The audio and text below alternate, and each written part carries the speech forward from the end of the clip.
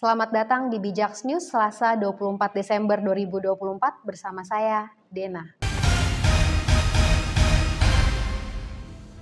Informasi pertama, petisi penolakan kenaikan PPN menjadi 12% oleh Presiden Prabowo Subianto telah menarik perhatian publik dengan lebih dari 171.000 tanda tangan di platform change.org per Senin 23 Desember pukul 7.40. Petisi yang diinisiasi oleh bareng warga ini menargetkan 200.000 tanda tangan sebelum kebijakan berlaku pada 1 Januari 2025. Inisiator petisi menilai bahwa kenaikan ini akan memperburuk kondisi masyarakat, terutama karena daya beli sedang lemah, angka pengangguran tinggi, dan mayoritas pekerja berada di sektor informal. Mereka juga menyoroti ketimpangan antara kebutuhan hidup layak di Jakarta yang mencapai 14 juta rupiah per bulan dan UMP Jakarta 2024 yang hanya 5,06 juta rupiah. Menteri Keuangan Sri Mulyani menyatakan bahwa kenaikan PPN bersifat selektif, hanya menyasar barang dan jasa premium, tetapi kritik tetap berdatangan. Pemerintah akan memberikan diskon tarif listrik 50% untuk pelanggan rumah tangga dengan daya terpasang hingga 2.200 volt ampere pada Januari dan Februari 2025 sebagai langkah stimulus ekonomi untuk mengurangi dampak kenaikan PPN 12% yang berlaku mulai tahun depan.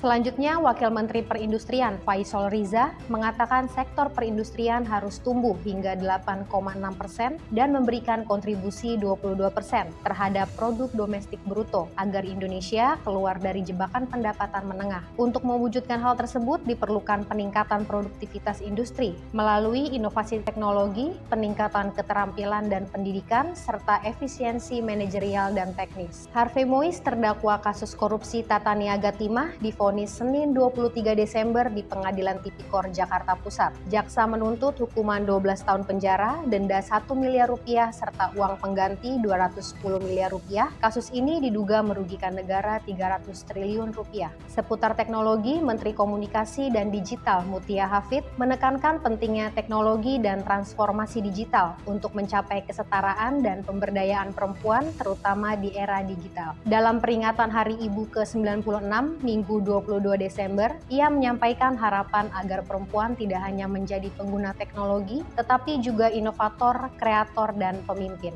Informasi luar negeri, Duta Besar Turki untuk Indonesia Talip Uçukcan menanggapi isu yang berkembang di media sosial mengenai Presiden Recep Tayyip Erdogan yang disebut walkout saat Presiden RI Prabowo Subianto berpidato di KTT D8 di Kairo. Uçukcan mengutip penjelasan Kementerian Luar Negeri Indonesia yang menyatakan bahwa keluar masuk ruangan oleh delegasi termasuk ketua delegasi adalah hal yang lumrah dalam pertemuan internasional. Sampai bertemu di informasi bijak berikutnya.